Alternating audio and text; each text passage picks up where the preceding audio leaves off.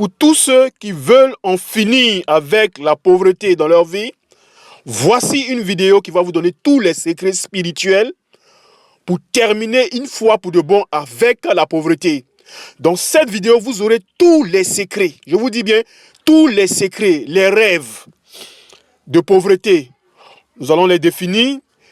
Dans la vie courante aussi, qu'est-ce qu'il ne faut pas faire? Quels sont les éléments qui attirent la pauvreté sur nous? Et quels sont les gestes que vous devez poser dans votre vie de tous les jours afin de rejeter la pauvreté? Surtout pour nous, en tant qu'Africains, nous sommes beaucoup confrontés à ce problème de pauvreté. Alors que l'Afrique n'est pas un continent pauvre. L'Afrique est le continent même le plus riche, on pourra le dire. Mais comment se fait-il que la misère, la pauvreté, la souffrance sont si grandes en Afrique que dans ces autres régions du monde? Restez jusqu'à la fin et je vous invite à partager cette vidéo-là, à la liker. Et n'oubliez pas, nous avons fait d'autres vidéos. Les vidéos 1 jusqu'à la vidéo 5. N'oubliez pas aussi, pour ceux qui n'ont pas regardé ces vidéos-là, de les comprendre d'abord avant de venir sur les rêves de pauvreté. Installez-vous, merci. Comment est-ce que vous allez repérer dans vos rêves la pauvreté?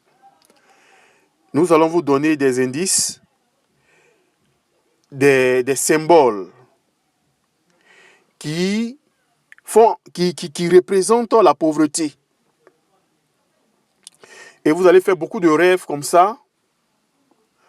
Et quand vous allez voir ces éléments-là, ces symboles-là dans vos rêves, ces énigmes-là dans vos rêves, sachez que vous êtes confronté à la pauvreté. Le premier symbole est de voir les jetons dans les rêves. Ça, c'est le plus courant. En ce qui me concerne moi-même et lorsque je fais les consultations, lorsque j'interroge certaines personnes, les jetons sont les plus utilisés. Donc, lorsque dans un rêve, vous voyez des jetons, ça veut dire que l'esprit de pauvreté est à votre poursuite ou bien vous êtes dans l'esprit de pauvreté. Si vous n'êtes pas dans la pauvreté encore, c'est que l'esprit de pauvreté est à votre poursuite. Donc, voir des jetons en rêve est symbole de pauvreté. Si vous voyez des jetons dans vos rêves, c'est symbole de pauvreté. L'argent même en lui-même, de la façon dont le système économique même a été monté, forcément, ça créera toujours des pauvres et ça créera des riches. Le capitalisme, les modes que nous connaissons ne sont pas de Dieu. Donc, voilà. Donc, c'est le premier symbole concernant la pauvreté. Si vous voyez des jetons en rêve, sachez qu'il s'agit de l'esprit de pauvreté. La deuxième, c'est le fait de s'habiller en haillons, ou bien si vous voulez, en habit déchiré. Vous voyez en rêve que vous êtes habillé avec des habits déchirés. Voilà, ça symbolise aussi la pauvreté. Porter aussi des habits sales en haillons déchirés, c'est symbole de pauvreté. Marcher nu-pied sans des chaussures en rêve ne signifie pas la pauvreté, c'est différent.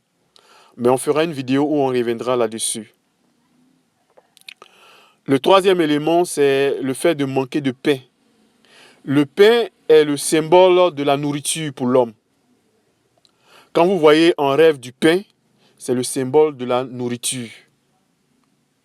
Et si dans un rêve, vous manquez de pain, ça symbolise aussi la pauvreté.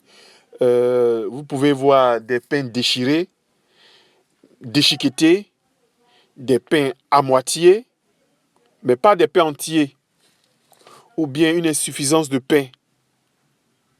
Il s'agit aussi de la pauvreté. Vous pouvez voir aussi des souris en rêve. Quand vous voyez des souris en rêve, ça symbolise aussi la pauvreté, les souris spirituelles, pour être plus précis. disons les souris spirituelles. Mais il y aura une vidéo spéciale sur les animaux. Quand vous voyez cet animal-là, chaque animal a un sens. Le lion, bœuf, tortue, tout. Mais nous ferons des vidéos là-dessus. Aujourd'hui, nous sommes sur la pauvreté et nous allons vous détailler ce que c'est que la pauvreté et tous les symboles qui l'accompagnent. Donc, ce sont les souris spirituelles. C'est un animal lui-même de sorcellerie. Il y a les souris spirituelles qui rentrent dans la maison et qui mangent les billets. Je me rappelle dans la maison était, en tout cas, elle est construite, elle est toujours fermée, il n'y a pas de truc. Vous ne verrez jamais de souris dans la maison, mais souvent mes habits étaient déchirés. On voyait que des souris avaient mangé mes habits. Et au début, je n'ai pas pris ça au sérieux. Bon, je me suis dit peut-être qu'il s'agit de quelque chose. Bon, j'ai banalisé, disons. Mais au fur et à mesure, je viens physiquement, et là, je ne parle plus de rêve. Physiquement, je voyais que chaque fois, mes habits étaient déchirés. J'ai même interrogé les enfants, interrogé ma femme. Tout le monde avait le même étonnement parce qu'il n'y a pas de souris dans la maison. Vous ne verrez jamais cela. En tout cas, une souris, tu rentres chez moi, c'est que tu as signé ton arrêt de mort. Mais les habits comme ça se déchiraient. Et je voyais que ça prenait de l'ampleur, les draps, ainsi de suite. Même des placards, vous trouvez que le placard est hermétiquement fermé. Mais à l'intérieur, les souris mangeaient les choses. Les caisses. La caisse est fermée, hermétiquement fermée, mais les billets étaient mangés. Je vous dis, physiquement, pas dans le rêve. C'est quand j'ai commencé à prier Dieu, qu'est-ce qui se passe? Alors, j'ai vu dans le rêve qu'il y avait des souris spirituelles dans la maison qui mangeaient les billets, qui mangeaient les choses, qui mangeaient des trucs. Donc, quand vous avez ces gens de souris dans votre maison, sachez que vous êtes poursuivi par l'esprit de pauvreté. Maintenant, une chose aussi que je veux faire en dernier lieu, mais qui ne symbolise pas forcément la pauvreté, mais qui débouche la pauvreté, c'est que, qu'est-ce qui se passe? Il s'agit des vols de cerveau. Quand on sait que vous êtes une personne qui est intelligente, spirituellement, on le voit. On le voit spirituellement. Quand l'enfant est né, un bébé de à peine une semaine qui vient de naître, spirituellement, les gens arrivent dans le spirituel à capter si l'enfant est intelligent ou pas.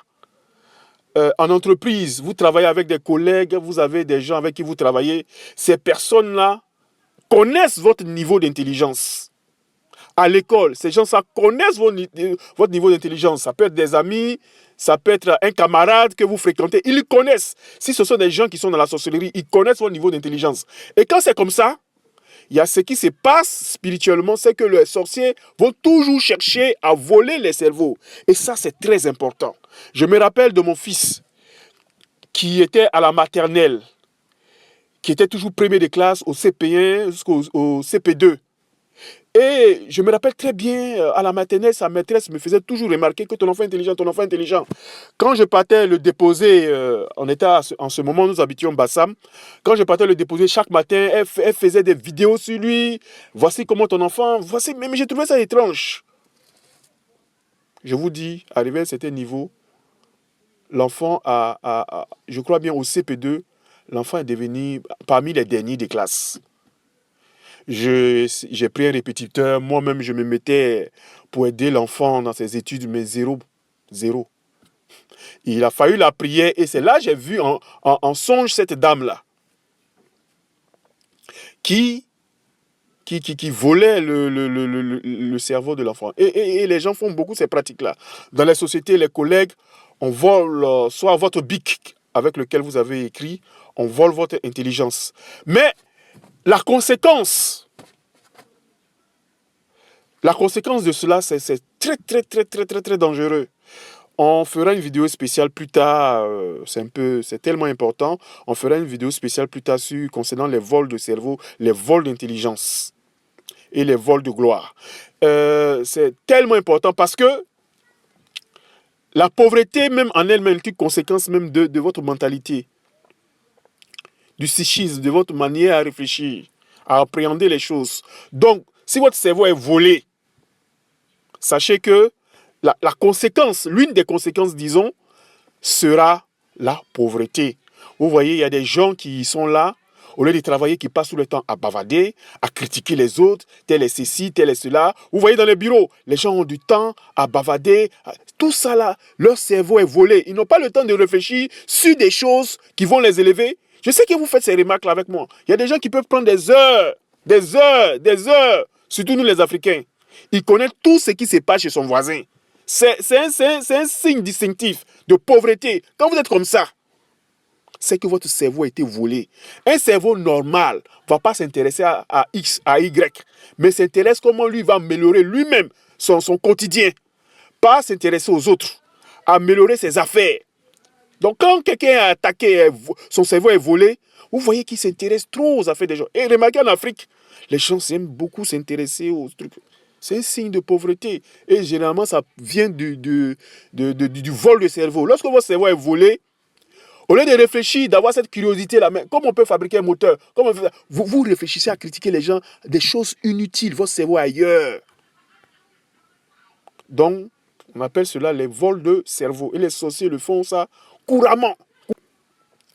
Donc, nous avons fini avec les rêves de pauvreté. Ce sont là quelques symboles les plus courants que j'ai énumérés. Il y en a d'autres que vous pouvez voir en rêve qui symbolisent aussi la pauvreté. Maintenant, il s'agira d'analyser le contexte dans lequel ça se passe.